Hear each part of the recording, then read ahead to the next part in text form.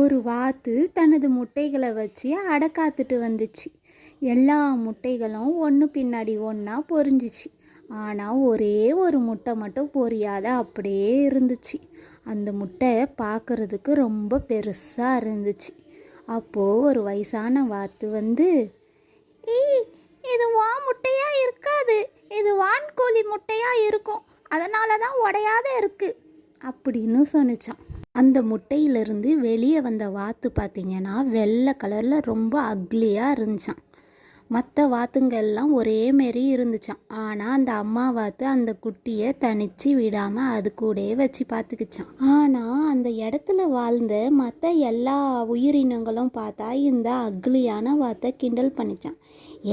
நீ பார்க்க ரொம்ப அக்லியாக இருக்க, நீ நல்லாவே இல்லை, உன் தம்பி பாப்பாலாம் பாரு எவ்வளோ அழகாக இருக்கிறாங்க அப்படின்னு கிண்டல் பண்ணாங்க. இதை